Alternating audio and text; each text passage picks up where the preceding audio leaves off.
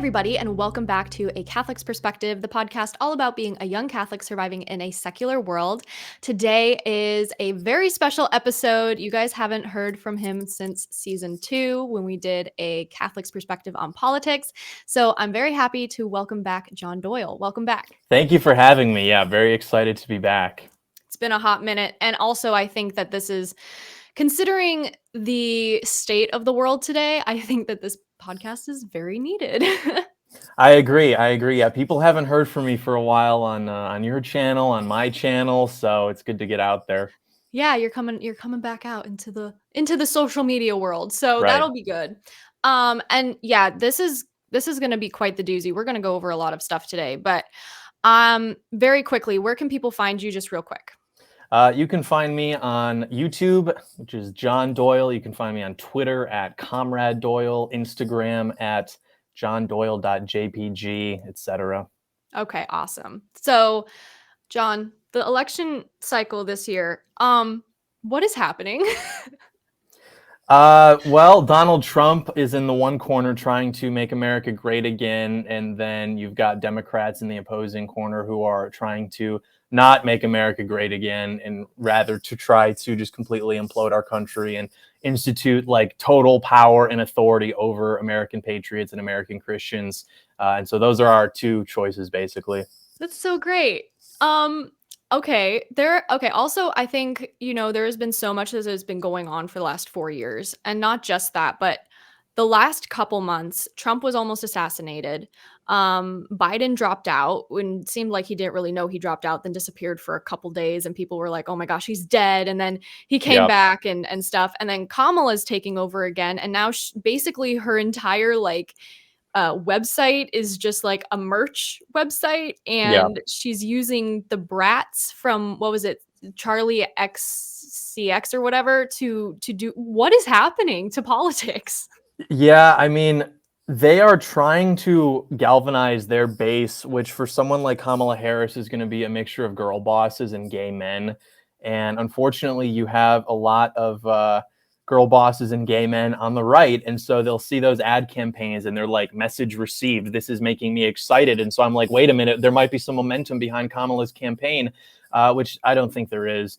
And then with the Trump assassination too, I mean, yeah, the guy literally came within an inch of his life. God intervened, whether it was a gust of wind or he turned his head at the right moment or something, and saved his life. And that was, in a very selfish sense, I'm glad that did not happen. Like, even ignoring the ramifications that would have had for our country, I'm very glad that did not happen, because I think I would have snapped. I don't think that I would have been able to handle seeing that happen, because it would not have been like a Zapruder tape where it's 100 yards away and it's grainy foot. I mean, they wanted it to be 4K resolution.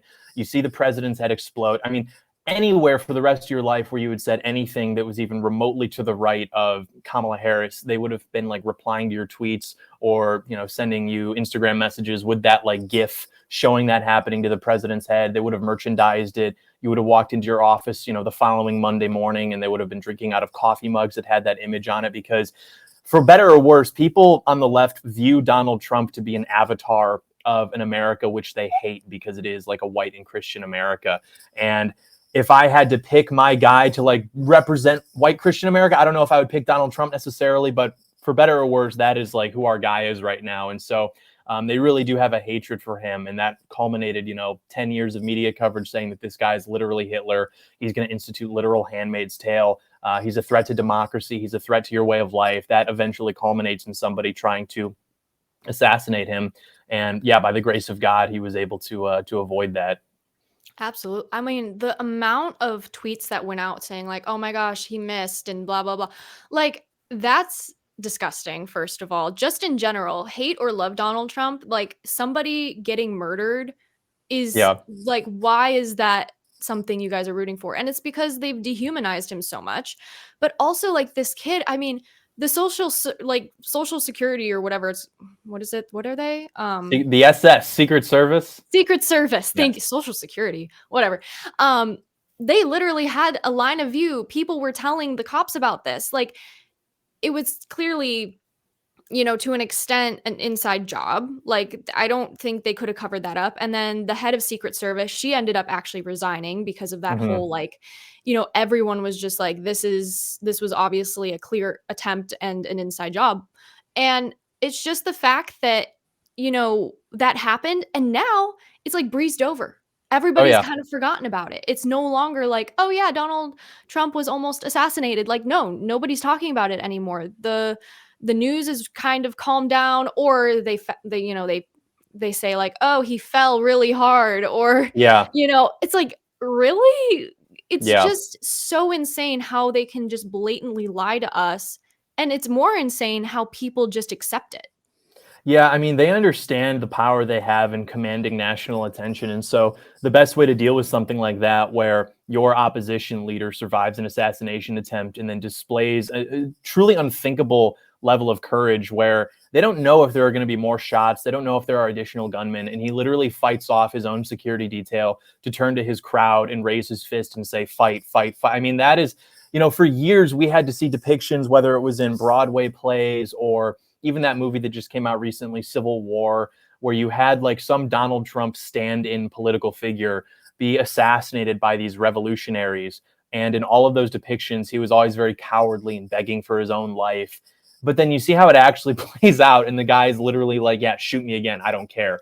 Fight. Yeah. And it's just like unthinkable. So, yeah, the best thing to do in that situation is to just completely give it no coverage, because whether or not you like Donald Trump, you see that imagery. And you even saw guys like Cenk Uygur or whatever from Young Yeah. Turks. Even he was like, oh man, that's bad, because that was powerful imagery, because it was like on a human level, to the extent that you still can empathize with and recognize Donald Trump's humanity. You see something like that, and like that is a man struggling. That is a man displaying bravery and courage and being loyal to his people, knowing that they're looking to him for leadership. And so we just have to completely pretend that didn't even happen. So, yeah, the most significant political event since 9/11 is now less relevant in the average person's mind than, I don't know, Deadpool and Wolverine coming out. Did you see it? No, I don't want to. Did you? Yeah. Oh no. Was it okay? Was it No, it good? wasn't. I don't know why. So, like, I don't know. I don't like Marvel movies. I'm not like a big Marvel fan, but Same. like we have to understand they did put Deadpool on the screen with Wolverine. You have to at least go, see what they did with it. If you were, a fan of that stuff growing up, and it was pretty bad. So Ooh. Yeah, yeah, anything that Disney does now, I'm just like, it's not good yeah, yeah, because they just overdo everything. Star Wars, Marvel, any other genre that made them any money, they've yeah. made like a ton of the sequel. Like, They're even bringing back. I don't know if this is Disney's IP, but I was watching the trailers before, and they're making like another Alien movie. And Alien is like an iconic franchise, I guess, but it's nothing like a Jurassic Park or an Indiana Jones. And it's so funny, like the culture is so stuck in terms of media that they're not only just recycling franchises that have been historically successful and popular, they're now even like scraping the barrel, so to speak, for like what their lower rungs of the pyramid would be. It's like, oh shoot, okay, let's make another Alien movie or something. And it's like they won't risk just making something else, and trying to make something that could be like our generation's version of those big franchises or blockbusters. And so we're just stuck in this cycle of like seeing the same stuff, and because we have no self-respect, we will go for the nostalgia purposes, and we'll be disappointed every time, but we'll still go because it's like maybe they won't mess it up, and then they always just make it worse. we So, watched, well, we tried to, at least the other day, we tried to watch Godzilla versus Kong or something. I mm, don't really even remember. We literally it was like 2.5 hours long, and we watched like an hour and a half of it, and we're like, this is so awful. Let's just skip to the end. And we skipped to the end. The fact that like in the last like 30 minutes, 50 billion different things happened that were not relevant in the beginning of the movie was just so insane to us. We were like, yeah, what is this crap? yeah, But I mean, that's just media for you these days. It just goes downhill. And that's actually another thing I wanted to talk about was this whole like owning the libs thing. I Mm, think you probably did a video about this a while ago. I don't remember on your channel. I thought you did something similar to this, but I was recently looking, at popular conservative brands and channels and everything. The main thing that I notice is it seems like they're just kind of taking what the liberals do, but making it conservative, slapping like a conservative label on it, and then hoping it just makes the liberals mad. yeah. And it just feels like that's the whole personality of the conservative side now. It's not about like, you know, freedom or liberty or faith or what's right and this and that. It's more of just like, what make liberal mad? You know what I Yeah. mean? Oh, absolutely. And for what it's worth, I have done in my in my life a fair share of lib owning. I mean, we all But have. I do this because I do think that it is important to some extent to demoralize people who are professing opinions that are evil. So, like going into the election last cycle, I would go out with my megaphone and my microphone and I would like interview these people and I would try to make them look stupid, even though I was very polite and very cordial in doing so, because I wanted that footage to be out there and I wanted liberals to see their representatives looking stupid and I wanted our people to see me looking like really smart or whatever. And so I think that is important to an extent, but to base your entire like popular discourse around that is just ridiculous. And the reason people do that is because you don't step on any toes. Like if you want Mhm. to be, the top dog of conservative punditry, you can't really take like a hardline ideological position. I mean, you can define yourself as conservative, whatever that means, and say the basic talking points, but you can't risk articulating something that is more precise than that because then you might alienate some of your potential audience. But if you are simply defining yourselves only in opposition to what the libs are doing, then it's perfect because people might be more libertarian, they might be more pious, they might be more old school right wing or whatever, but we can all at least agree that like whatever it is the libs are doing is bad and we should be owning them. And so yeah, there are entire brands, multi million dollar operations that exist purely on inputting what the libs are doing and then outputting a reaction that says this is bad. And people eat that up. I mean, they love nodding their heads along. So true. The libs are bad. But unfortunately, I mean, that's not going to be enough to stop them from doing what they're doing. Yeah, I feel like also the liberals have a much better idea of how to kind of get their way. I don't know how to Mm-hmm. explain that. I feel like conservatives are just kind of like a facade of what the liberals do. Like they are so good at infiltrating and getting products into these big name stores. And most of the time, these big name stores are liberal. And so it kind of creates the cycle of just like, oh yeah, we support each other, we get super big Yeah. brands, and then conservatives are over here like, we're here too, we're also here, and look, we made something that doesn't have a rainbow on it, so take that. Yeah, they can only like exist in reference to what the libs are doing. And then even then, like when they try to make something that's like conservative, it's just like I've seen, here's our conservative like I don't want to name any examples because I don't I want know to what hurt you're talking anyone's about feelings. already. But it's like, oh, we have like a based beer and you drink this and you're like based because it's like right wing. And it's like, okay, dude, cool, I guess. I don't know. So it's like versions of everyday products, but like, oh, you need to pay more for it because then you're supporting our values. It's like, well, what does that mean? It's going to like some guy who's just like exploiting the well meaning impulses of American patriots, where it's like, look, I'm sorry, but if I need like toothpaste, CVS is right there and it's cheaper Yeah. or whatever. If I buy your base toothpaste, and it's not even like that it's better in ingredients. Like if you have like fluoride-free toothpaste, it's all natural, I'll buy that. But it's like just regular Patriot toothpaste, and then it's like 2 weeks to ship it, and you're paying all this more. It's like you can't put that on me, dude. You can't say that the only way that we're going to save the country is if you buy my Patriot toothpaste, and it costs all this money and it takes forever to get it. Like that's not fair.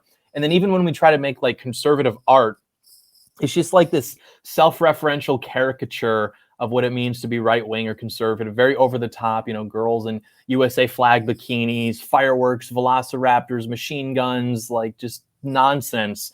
And I think that's because, similar to the way that the pundits conduct themselves, nobody really wants to take a stance on what it means to be right wing or to be conservative, because then you risk, the headache of discourse and argument and things like that. And that's a lot more difficult than simply putting something stupid out there and raking in cash.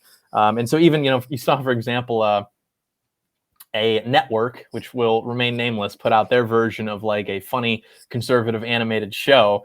And it was literally just like, people were saying it was Mr. Bertram. Daily Wire puts out Mr. Bertram, and everyone is saying this is like worse than 2007 Family Guy. Now, Yeah. I am a big fan of Peter Griffin, and I will not tolerate that disrespect. Family Guy today is like edgier and funnier than what they were putting out, because it's like every episode seemed to have just been like liberal white SJW character like rides up on electric scooter, and then like the stand-in conservative character and his like epic black best friend are like witty comment, don't they make those for men? And it's like, dude, it's animated, it's your No, they don't. thing, it's fiction, you could conceivably do anything, literally blank canvas, and what you come up with is still just like a scenario where we get to be smug and own them. Like there's no greater commentary. It's all just like the arguments you have with yourself in the shower, where it's like in my imagination, where he comes up with his moped and I say, do they make those for men? And it's like, what are you doing? But people were, eating it up. At least, their fans were. But I saw that most people were like, dude, what is this? And then I saw Dave Rubin made a version of that too, or it was like the Norm Show or something, and it was like this weird version of All in the Family. And so, yeah, it's just, a lot of these people tried to be successful in Hollywood, and then they were not able to do so, and then they find their niche in, conservative commentary. And it's not just people over Daily Wire. I mean, you see this everywhere, even with like Yeah. some of the e-girl influencers. They try to go to LA to be models, can't quite cut it, and all of a sudden now they're doing, whatever. And so then they like almost use the money that is given to them from Patriots to then fulfill their like passion projects, which are these weird like attempts at right-wing art. Whereas if they just made something that just emphasized a classical virtue, that would be better. I mean, that's why like people make fun of me because I'll do like these film analyses on my channel and like why X movie is right-wing. But it's like, dude, it's true. And if you just focus less on trying to just make slop for your audience and more on just trying to make something that, can embody these classic archetypes, it would be far more productive and far more right-wing than making something where, we own a liberal yet again, but this time it's like an animated sitcom. I agree. Well, also, I feel like to an extent, it makes conservatives look dumb too. Mm-hmm. Because it makes, I don't know how to explain it, but being Gen Z and being like as self-aware as I have become being on social media and everything since I was like 12, I think it also comes with like most of these animated shows that came out when I was like younger, like, Family Guy and all those, they always made fun of conservatives, in some way, like American Dad. Yeah.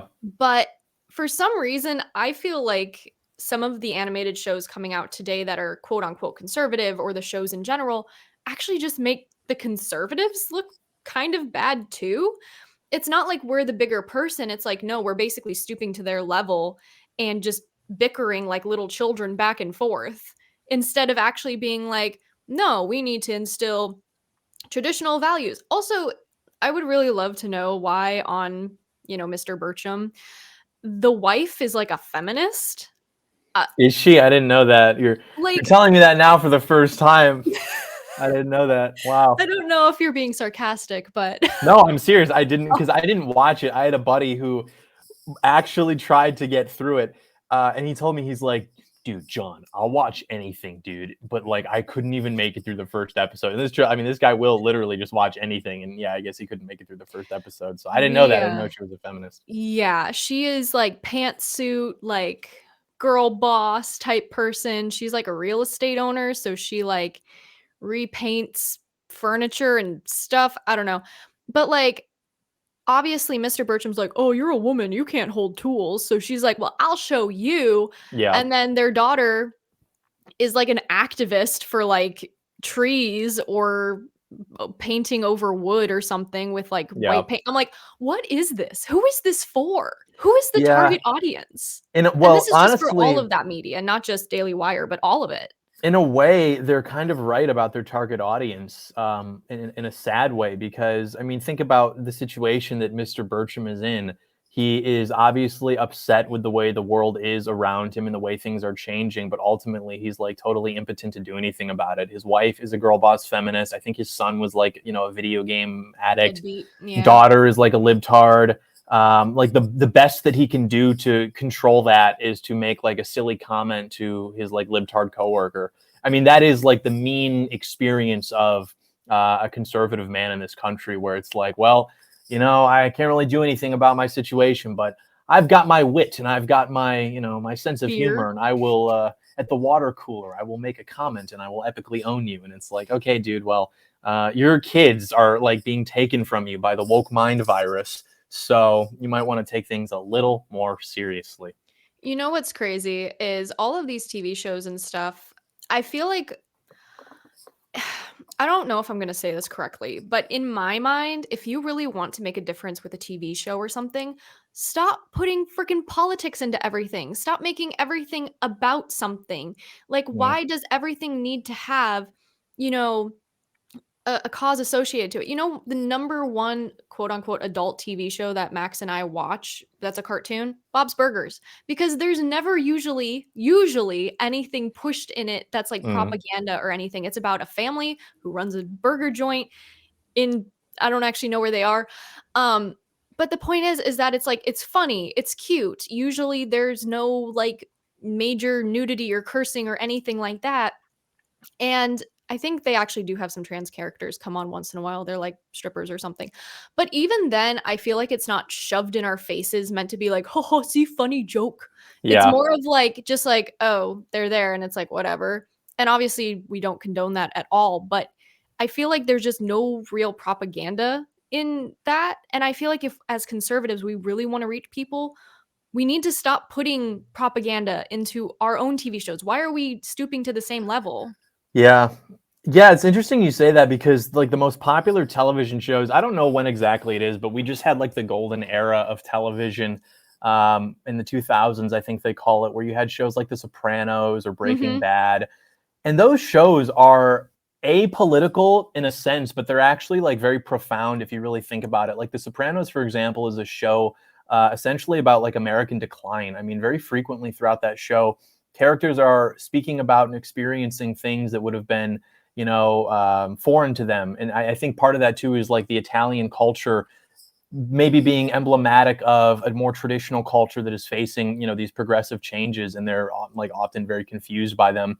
Or even Breaking Bad, I mean, that's a show like about a man becoming who he is. Like, you look at the first step, and so I watched that when I was 14, and I was like, ooh, drug dealing, that's interesting. I rewatched it recently, and I was like, this is actually like an insanely right-wing show, because you look at the first episode of that show, and you've got this guy Walter White, and he's like a total nerd loser.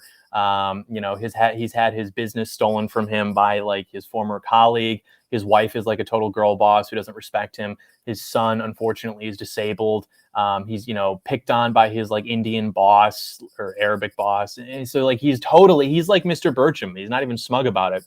And then by the end of that episode, he is like the man, and his wife respects him, and he like beats somebody up or something. And then over the course of the series, he like becomes who he is in a sense. Now, obviously, we don't support getting people addicted to illegal drugs, but you look at the position he was in at the beginning of the show as a guy who was like completely domesticated, had no say in, the course of his life, a passenger to his own destiny, versus how he was able to channel that, in destructive ways. Yes, that could have been channeled much better. But I think the message behind it ultimately being something that is about a man's autonomy over his own destiny, I think is very positive and resonated with audiences for a reason. But yeah, I mean, if you made a show that was like, okay, we're going to take a mob, but then they have to deal with like the woke left, or, drug dealing, but they have to deal with like the libtard, it's like, it's not going to be the same. So, just make good media. Yeah. Well, that's the thing. There's no good media these days. And like we talked about, they just regurgitate old ideas because there's no new ideas, apparently. But when they do come up with like brand new ideas, and this is what just boggles my mind, brand new ideas like back in the day, like let's say Tangled, Frozen. I'm just saying Disney because I can't think of anything else. Yes. And like The story of Encanto. Rapunzel being debuted in 2011. I remember that. Like, all of those were ginormous hits. And yes, they made a sequel to Frozen. They made Frozen 2, which I argue was better than the first one just because the music is a lot better, in my opinion. But at the same time, like, those were completely brand new ideas, blah, blah, blah.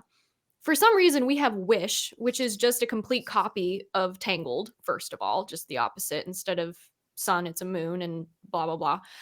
Um and also it's really sad looking. But like now they're just regurgitating everything. They're coming out with the live actions. They're coming out with Yeah. like all this stuff. But the originals, the original ideas that they came up with that were creative and interesting and colorful, those were the ones that made like the most money. And yet they are Yep. going to go through these like half-assed kind of things because why? Like besides just like, oh, it's cheap and like AI does our work now and da da da. I mean, I don't think that's true, but you know what I mean? I just feel like there's a lack of creativity and people are afraid to be creative because they're afraid of facing the repercussions if they went against what's the like quote unquote like norm, or Yeah. the status quo.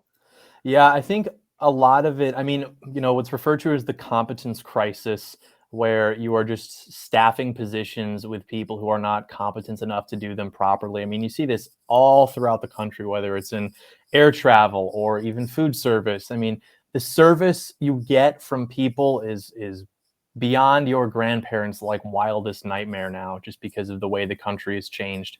And I think that obviously affects entertainment as well. I mean, if you look at like who was working at Pixar when they were making their best movies, it was like you see the photos of them like doing the sketches and the early animations. It's all like a bunch of really nerdy looking white guys.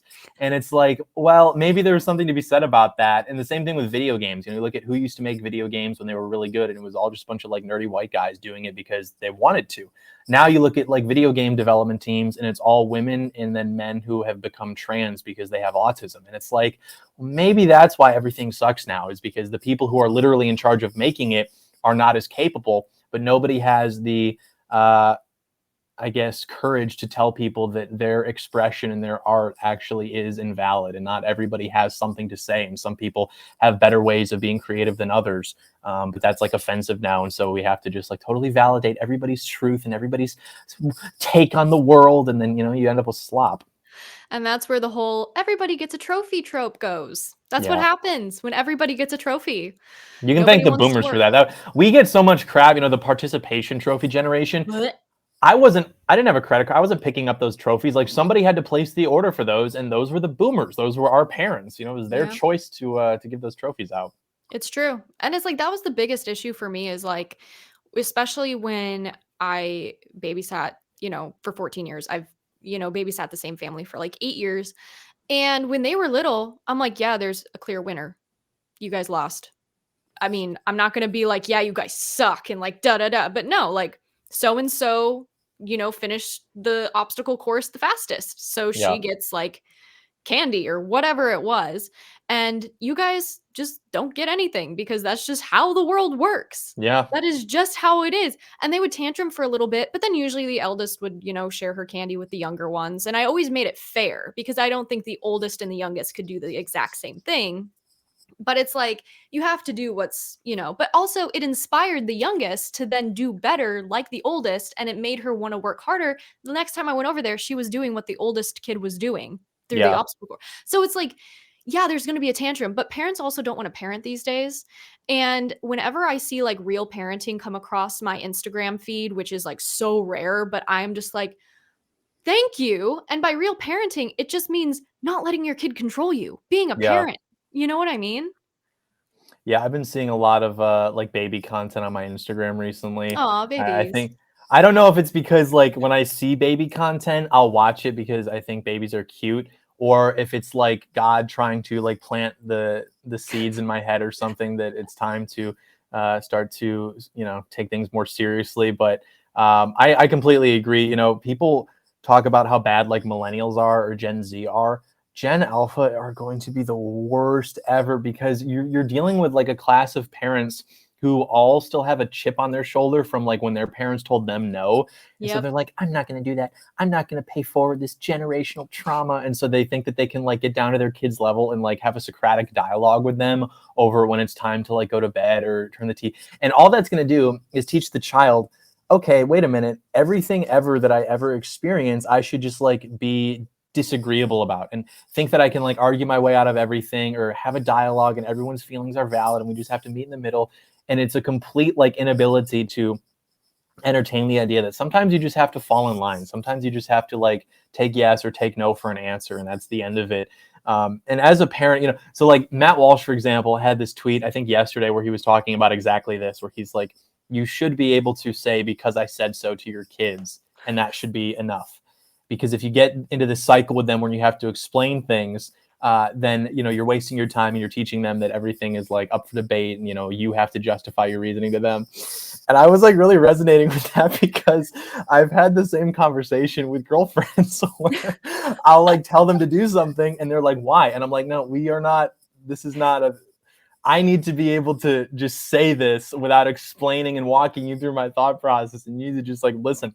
And when they do that, everything runs so much smoother. And so I read that and I was like, I want to like follow up and tweet something out and be like, oh, Matt, this is so true. I do the same thing. But I didn't want to like get in trouble for being like, except I do this with adult women, not like children. Awkward. Well, now the word's out. Now you're gonna Yeah, now you're gonna have issues. But it's true. Husbands in the audience will understand. Things just go so much smoother when I don't have Oh, to, yeah. walk people through my thought process. I mean, Max and I have that too. I think, especially when it's like so menial, like women and kids, they'll argue about like anything and everything just to be like, well, why? Why? Why? And it's Yeah, like, for me personally, if it's not a huge decision that Max and I both need to decide on, it's like if he says, oh, can you do this? I'll be like, yeah. yeah, It's like, okay, here you go. And then maybe afterwards, I'm like, what's it for? Or like, what are you up to? But it's never just like, why should I do it? Huh? What's in it for yeah, me? What's yeah, going on? And for little kids, especially, I think when it comes to the faith, obviously, asking why we do stuff is important. And I think people, a lot of times, when you say like, oh, just because I said so, they take it for like everything. They don't understand that it's just for like specific situations where it's just like you just need to trust your parents and realize yeah, that some things they just cannot explain. Like, for example, you're 16 and there's a 20-year-old online who's texting you, and your parents are like, yeah, no, that's not okay. That's illegal. And you're just like, but why? yeah, But just shut up. yeah. You know what I mean? Yeah. I remember like my mom would get into that with me, like if I would be like, why? And she would do it. She would like try to, explain it. My dad was much more like, what do you mean why? No, it's just because I said so. And so depending on which parent I was talking to, I could like more or less see if I could like leverage what I want. And because that's the thing, I'm young enough to remember I wasn't doing that because I was like a curious child who wanted to know why I had to come to the dinner table right now and why I couldn't just eat later. It was just me trying to get what I wanted. And, Mhm. any rhetoric from like millennial parents that is saying, no, it's the child who's curious and needs authority explained to them, blah, blah, blah. It's like, you are just mad at your parents and think that like you can somehow be better than them because you're going to like do this with your child in a different way. But your kids are just going to end up even worse than you, and even more neurotic and annoying. So, yeah. It was interesting because there was this video on Instagram that was going around for a while where a mom and her, I don't see, he was probably two. She put food in front of him, like it looked like cut up quesadilla, some peas, and like some grapes or something. And she put it in front of him. He's having a tantrum. He flings like his fork across the room. He's Yeah. crying and screaming. So she puts him down for a nap, and she's like, unpopular opinion, I don't. I just retry the same food over again. I don't just like give him whatever he wants. He has to eat the food I give him, Yeah. because we aren't always privileged, in, if you want to use that target word, privilege, to be able to afford a bunch of different food for our kids. And they have to grow up realizing that sometimes food is not like a great thing that you just get all the time. You should, of course, or the type of food that you should get all the time, but rather like you kind of just have to eat the food you're given because it's fuel for your body. You know what I mean? And sometimes you don't Yeah. always get the food you want. Like you can't eat ice cream every single day for dinner. But anyway, she showed a video of her son after he was done with his nap, and he was happily eating his quesadilla and peas and everything. It's just like Oh, yeah. kids will eat if they're hungry. And people in the comments were just like, I feel so bad because like, I just don't want to force a food on my kid that he doesn't want, just, and wait until he's starving or whatever. I'm like, obviously you guys have never actually been hungry or starving in your Yeah. life. Because growing up for me, I was never starving, I want to say, but I was definitely hungry. And by the age of 3, I learned how to cook mac and cheese by myself. So there was a whole story behind that. It's different now, obviously. I'm older. But I basically learned how to cook for myself at a very young age because food was not always readily available to me as a young child. So I grew up a lot on food that I could just grab out of the fridge, like butter and broccoli and frozen peas and raw carrots and, Okay. things like that. But it's like, I'm not traumatized by that. Like, it was just available to me, and I was like, yeah, I got bodily autonomy. I want a carrot. I'm going to go get a carrot. Like, I'm hungry. What's available? The This is so funny. I was having this conversation recently actually with my mom Oh, because my sister is a big fan of, like, and this is what happens when you let women get degrees in psychology, because they start like getting these ideas in their head and then trying to look back on their life and like plug in all of these vocab terms into explaining like their life. And they want to like mythologize their experience in life, meaning everything throughout their life has to be informed by whatever happened previously, and it all has to be explained through this one grand narrative where you have character arcs and enemies and side characters and everything like that. it's a And movie. yeah, and it's like, sometimes things just happen, like, and you can't really explain it or retroactively try to understand it in a better way. But one of the things we were talking about was an impulse that she has to just be like, basically like taking issues that she's had with our mom that are just like complete, teenage girl issues, and then like explaining them through the lens of something silly like that. Like, this is because when I was little, mom wouldn't let me eat this food or whatever. And it's like, dude, like, look, I was there. I promise you that's not what happened. But it's like the same thing where, you have parents like this on Instagram. And when they were like a teenager, their parents probably wouldn't let them like have sleepovers with the opposite sex. And so then they're going to be like, well, this was That's why always a I'm a pattern. lesbian. Yeah, this was always a problem. Like, they made me eat food and they would abuse me. Like, they would tell that story of like, okay, time for a nap and then come back and eat later. They would be like, they would use food as a weapon and they would deprive me of nourishment and then isolate me in my room by myself. And I would be afraid. And now I have separation anxiety and anorexia and like all this crap. And it's like, can we just like, it's not that deep. I promise you, it's just not that deep. Like, get over it. Yeah. Well, not to mention also, I feel like a lot of the times these situations that they're talking about are just an excuse for them to not be able to work on themselves and get Yeah. better. It's just like, this happened to me as a child and I'm still working through it and da da da da da da da. And it's like Yeah. very rare are things actually from like there are genuinely very big T traumatic things that can happen to you as a child. But being disciplined as a child and not disciplined as in like getting, beat like every night, Yeah. but just like being put in a corner for timeout, being having to go to your room for a bit and that's why like this whole, victim mentality thing is so damaging because it doesn't allow people to move on from their trauma. They just keep seething in it and they just, just continue just going in this cycle and they never heal and they become bitter. And then that get passed on. We see that through other generations, right? Gen Alpha now, because now millennials and Gen Z don't want to raise their kids with like religion or, any hardcore rules and, oh, they'll decide what gender they are. It's Yeah. fine. Oh, isn't she so cute setting fire to your curtains? Aw, little Kimberly. Yeah. Spelt like KEMBLXYZ. Yeah, I find that the people I know or who I've met that have like legitimately horrible things that have happened to them, you wouldn't really know. Hmm. They tend to be like very kind people, and maybe they do have sort of a softer disposition about them.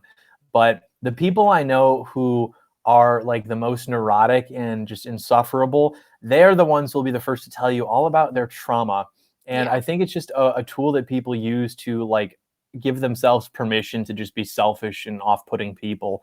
And that's why they have to like mythologize and exaggerate these like really inconsequential things that have happened to all of us.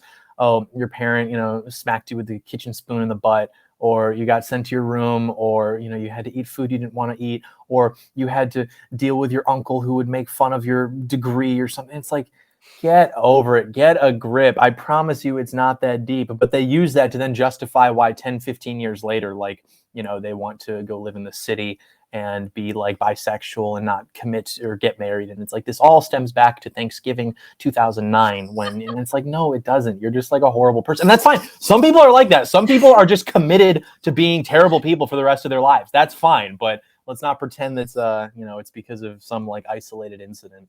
Well, my thing too is like when I was growing up, I was probably like 4 or 5, and my mom would cook dinner, and I was a very picky eater. But picky eaters are raised, not really, created. I was just raised kind of to be a picky eater. And she would make food, and sometimes I'd be like, no. And then she'd be like, all right, then you don't get any. And I'm like, cool. And then at night I would sneak some because I was hungry, but it was Yeah. like the kitchen was always open. I had bodily autonomy to be able to go get food whenever I wanted if it was available. But I just sometimes didn't. She was like, "Okay, so what?" And it's Yeah. just like I wasn't traumatized by that. I mean, there were things that I remember that I was like, "Ooh, maybe I'll do it differently with my kids," but I wasn't just like, "Oh my gosh, I'm going to laminate about this for the next 25 years and like my life is over and I'm never going to eat peas again." Like what? Like Yeah. I just don't get it. I genuinely don't get it. And it seems to be this cycle of social media, trauma or like psychology, this weird thing. Paganism too is somehow tied in with that with like crystals and like Oh healing. yeah. Oh Like that. yeah. And then on top of that, I don't know how to explain it, but what you're talking about how like certain people have are genuinely just like horrible people or whatever. And the people who genuinely do have trauma, you'd never be able to tell. People reached out to me after like years and years and years. And when I was in high school and I was going through like a lot of tough stuff, and they were like, I never would have known. And I'm just like, that's because it wasn't your problem. Like, Yeah. I'm not going to spread it everywhere because it's not your problem. I had to work through it. And when we make it everybody else's problem, then we feel like, oh, well, I have to defend why, even though this person has a good point about why I should just get over it. Like, Yeah. yeah, it's, oh, Yeah, most people who really have gone through something don't want to make it their identity or don't want it to limit them, yeah. or they don't want to identify as a victim. Whereas people who want to identify that way to justify like their own state of being, like they're much happier to, just go on all day about he said this, she said this, they did that, they betrayed me then, blah blah blah. They made their little comment, blah blah blah. It's just like very low class behavior. Like if you've ever hung around people who are legitimately low class, I don't even mean that in like an economic sense, but just like kind of know it when you see it. They Yeah. love going on about that, and he said it's always like drama, and there's always these big problems and everything else. And you do see that with any group of people. Like I have relatives who are definitely classier people, but they'll make their little side comments from time to time. Like I had an aunt who very famously did this one time. We used to tell this story where she was going on. She was like doing dishes at their house, and she was talking about how some group or someone else in the family had like made some comment about money and like, oh, they always feel like they have to focus on money this, money that, blah blah blah. And then it got quiet for a second, and then she like looked out the window above the kitchen sink and said something like, oh, I see the Johnsons have downgraded from a Cadillac to a Buick, or just something like that. And so we like made fun of her for saying that. So everyone does it. But if you've ever hung around people who are like legitimately just like low class, they don't have their life together, they love talking about all of their ops, everything Mhm. that's going on. And it's like, dude, I promise you that's not why you're in the position you're in. That's why, there's that meme going around that makes me die laughing where it's like the POV, the guy in your hometown Snap story, and it's Yeah. like this like fat guy, and he's like, hey, good morning, y'all. Monday morning. Hey, I know y'all been praying on my downfall. And it's like, dude, no one cares. But these people get in their own head and they're just like, everyone's against me. They want to see me fail. And it's like, dude, you work at like Foot Locker. Like there's not like this grand thing that's going on. You're not the main character. Just get through it, move on. Well, I think that is the main issue is the main character syndrome. I mean, we see it everywhere. Every single social media post is directed at one specific person, and that specific person feels so targeted that they have to comment a whole length paragraph, even though it has nothing to do with them. Or the friend who it's like you just mention an offhanded comment about just like, oh yeah, my um this is actually based on a true story. One of my friends and another one of my friends got coffee together And she was just like, "Oh yeah, we're actually expecting soon." And instead of being like, "Oh my gosh, congratulations," she was just like, "I can't have kids." And she was like, "Oh, Yes. what do you say to that? What?" Yeah. Yeah, a lot of people cannot hear anything or process anything that is not through the lens of like me. So if you say that, I cannot like hear that as anything separate from me. It must be said in relation to me. And if I am infertile or something, like, I have to make it about me. And like, why would you say that? That's so insensitive. So, and Yeah. some people are just like that. And, you can't really change people. I think that's why people tend to get more conservative as they get older. You meet more people, you experience more in life, and you realize like people can't really change. Actually, you can't really just like give people more resources and opportunity and expect them to change. I mean, people pretty much are who they are, and it's maybe cynical to view it that way, but maybe it's also more accurate because you waste a lot of your own time and money and emotional bandwidth, so to speak, expecting people to change, and they just really won't. And so at that point, I think the ball's in your court to just sort of adjust yourself to that reality. Yeah, exactly. And I guess, wow, we've kind of talked overtime a little bit here, but Yeah, we since were supposed now, to talk about politics, and we're talking about drama, and yeah, hey man, I told you it was going to be conversational. yeah, yeah, yeah. People are going to love this anyways. But what do you think? I guess, kind of just wrapping us up here, what do you think are some ways that we can do better? What are some ways we're going to, as Gen Z and hopefully future later Gen Alphas that are, not messed up, what can we do to make it better? What are we going to do? Any thoughts? What? What do you like? Like, what are we gonna do with all of this that's going on right now? How are we going to maybe not go back to the time of our grandparents where, yes, things were a struggle, but at least it wasn't like, at least you knew your neighbors, at least you could go outside, touch grass, social media wasn't Yeah, so crazy. How do we kind of remedy that now that we have all of this kind of saturated into society? What do we do? I think the first thing is just to remember that hope is a virtue, which means you have an obligation to like remain hopeful regardless of circumstance.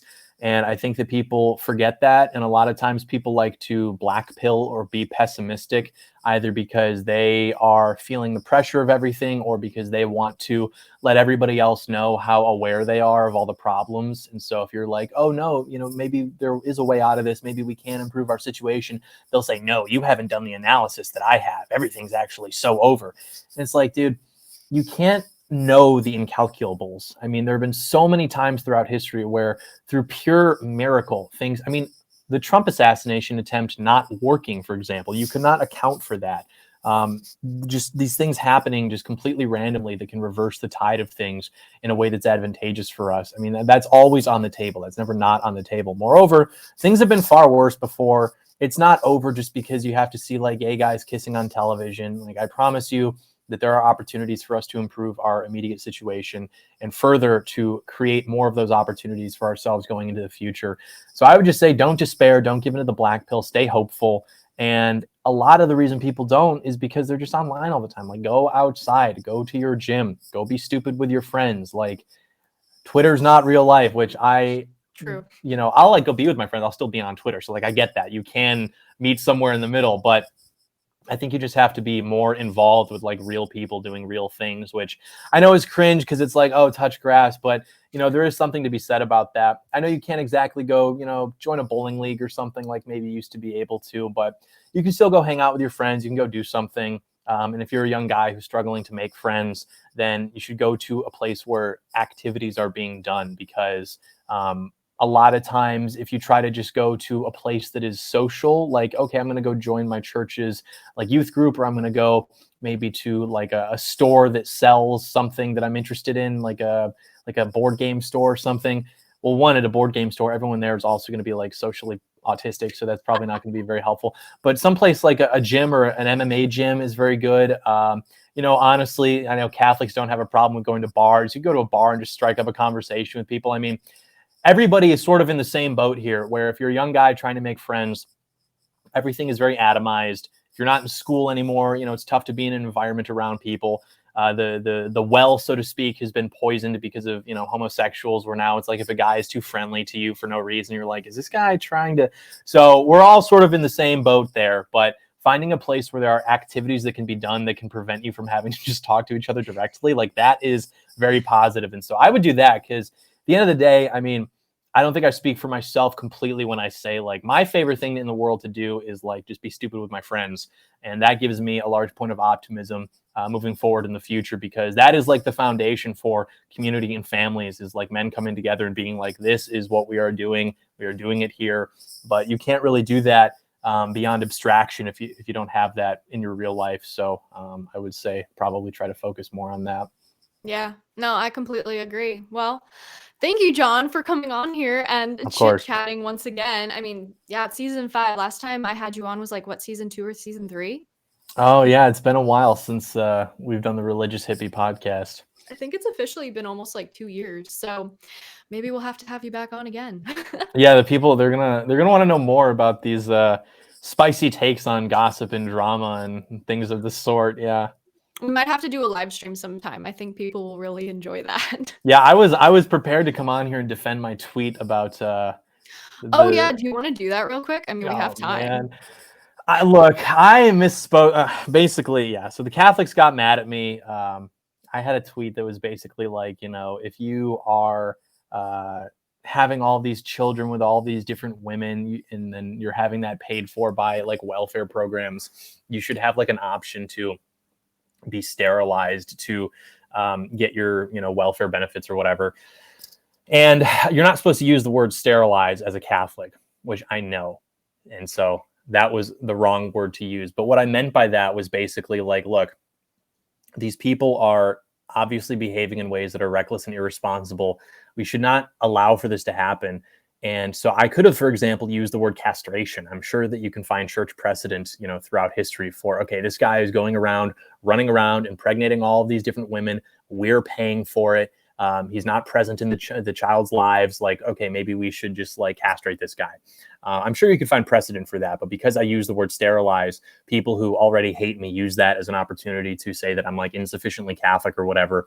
So that was not the right word to use. But I do think that there does need to be a conversation at some point about like birth rates, because everybody's talking about, you know, pronatalism and how we raise the birth rates and things like that. And, you know, for example, like we were discussing before we went live, I don't think that it is necessarily a good idea to tell people that the best thing they can do to resist what is going on in the world is simply to hunker down and have as many kids as possible.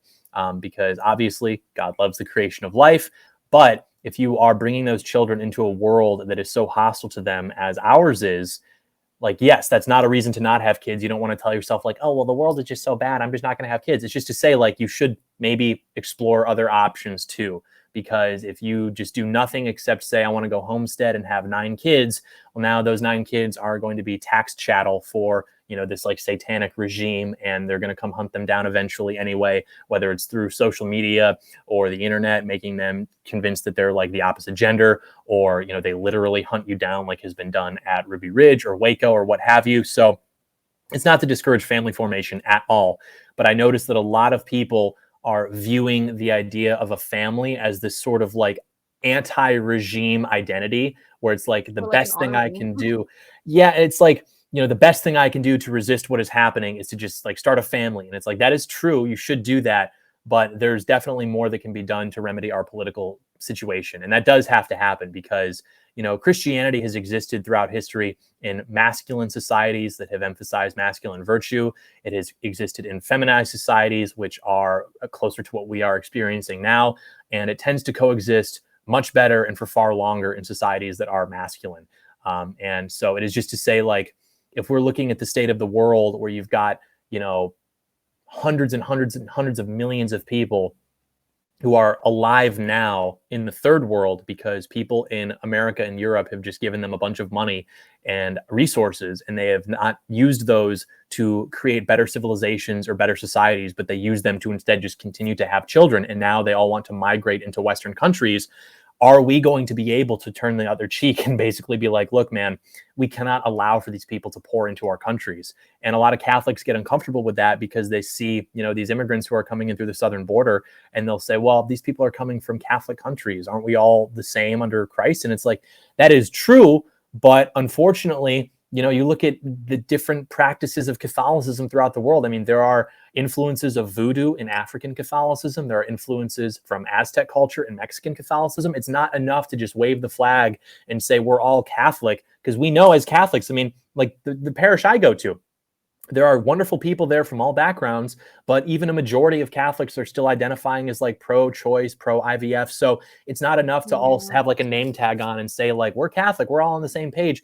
Dude, unfortunately, that's not true. And if you allow for these people to come into the country, they're going to make a country that is less familiar to you and that is more hostile to your beliefs. Because while they might say that they are staunch Christian and staunch Catholics, you look at where these countries are polling on issues that you claim to be in support of, and they're like by majority, not socially conservative, by majority, not in favor of things that, staunch Catholics would say that they are strongly in support of, and to the point where even they can't support Trump because he's not hardline enough on these issues. So I think that the greatest force for Christian society throughout history has been Western civilization. And insofar as we are importing people who are going to make that into something different, that is not going to be good for Christians. And so it's just to say we need to have an honest conversation about that. I used a bad word and I got in trouble for it. Okay, I'm sorry, but still, it's important to discuss.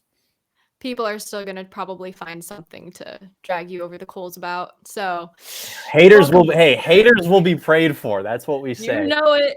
I wish I had my Tumblr so I could like show it on here, because I would, but right. What are you going to do, But at least we cleared the air with that. Hopefully people will understand what you meant. They're gonna get mad at me. I also think that a lot of people just, especially online and stuff, they find someone and they don't completely understand, like they've never watched your, like, let's say this is the situation, right? They've never seen your YouTube channel before. They don't know what you're about, blah blah blah blah blah. They come across a random tweet and they're just like, they don't get it. And that happens to me all the time, especially with like my name, the religious hippie. They're just like, what, like hippie and Catholic, and hippie just means you're against whatever the popular thing is today. And what's the most popular thing today? Like transgenderism and all this stuff. And so obviously I'm like the opposite, because back then it was like love is love and like da da da, that's what the hippie movement was. But now for me, the hippie movement's like the opposite of that, because it's like, anyway, you know what I mean. Yeah, I did a speech about a year ago, and I was talking about how like the first paragraph of our Constitution uses the word posterity, meaning that the country was constructed for Americans and their direct descendants. And it shouldn't be that our country is just this economic zone where anybody in the world can come into and be just as American as the people who built the country. And I had this Catholic girl try to epically own me in front of my own audience by basically saying, well, how can you be a Catholic and, not support immigrants coming to the country if they're also Catholic? And it's like, look, man, like if we looked at the most Catholic identifying countries in the world are in Africa, Latin America, eventually you bring in a few million of these people, like law of averages is going to kick in and your country is not going to look like what you want it to look like. And so frankly, I don't believe these people when they say the most important issues are issues like, IVF or gay marriage or whatever, because if that were true, you would go move to a country that has the strictest laws against that in the world, which are in Africa, or probably Africa. So I think the most important issues, if you're speaking politically about what you want your country to look like, are issues of identity and things like that. And ultimately, I think that people spend too much time looking for spiritual salvation in a political model. If you want spiritual salvation, obviously, you look to spiritual institutions. There needs to be a political restoration that can exist to forward Christ's agenda, but that also doesn't have to necessarily be like completely, clean.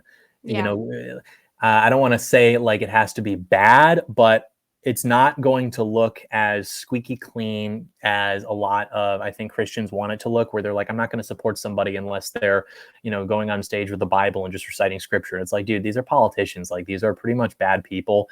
Sometimes they can be less bad, but ultimately they can do good things. And that's what's going to have to happen for our country to look like what it used to look like, 100 years ago, when it was a far more moral country. You didn't have to worry about something like politics in your day to day. Yeah, 100%. And now the entire world is just saturated with it, and it probably plagues other countries' social media feeds too. All you hear is about USA politics, and Oh, yeah. it's exhausting, I can imagine. But I mean, yeah, we'll see where things go, I guess. Maybe we'll have to have another podcast after the election and see where things go. Depending on how things go, I don't know if I'm going to make it out of that one. If Trump doesn't get back in, I mean, we could legitimately be set back decades, just because, they're talking about doing a mass amnesty now. And if we have 20, 30 million new Americans who are of voting age, like, there's no way that we're going to win an election federally. And people are like, well, what is it, winning elections? And it's like, unfortunately, yes, that does matter. That is how we are able to do things. Like, I don't like democracy either. I'm the first guy to say that, but we have to work within a democratic framework if we're trying to make our country better. And if they simply import new voters, then we are not going to be able to do that. So, Yep. It's such a fun time here right now, isn't it? yeah. Well, we still got, what is it? August, September. We got like 4 months, so we'll see where we are in 4 months. I'm optimistic. I'm white pilled. I'm ready to make America great again. So I'm not worried. I'm not pressed. Yeah, I think at the end of the day, it's just like prayer, sacrificing, staying close to the sacraments. Like, that's like the important thing. We take action, and, Christ is king at the end of the day. So true. 100%. Well, officially now, I guess we'll wrap it up now that we have all of that out of the way. But yes, thank you so much, John, for coming on again. It's always fun having you on and having these really interesting and deep discussions. Yeah, I'm happy to come back. Thanks for having me, and I'll see you in season 6 or 7. Yeah, we'll bring you back for the aftermath. We'll see where we are. Of course, of course. Awesome. Well, thank you so much, John. And for everyone who listened today, I hope you guys learned something, enjoyed this podcast. Don't forget to rate, subscribe, and leave a review. And I will talk to you guys next time. Bye. Do you have questions or comments about today's episode? Email me at thereligioushippie@gmail.com or leave a voice message at anchor.fm/thereligioushippie. I'd love to hear your thoughts. Thank you for listening. Thank you for listening to this podcast. Please be sure to rate and review this episode. This podcast is produced by Amber Rose and distributed by Metacortext Publishing. This podcast is copyright by The Religious Hippie, NFP. Any previously trademarked or copyright content is used by permission. Information and opinions in this podcast should not be construed as medical advice. Please be sure to visit the official website for The Religious Hippie at thereligioushippie.com or find me on social media for other unique content. Thank you.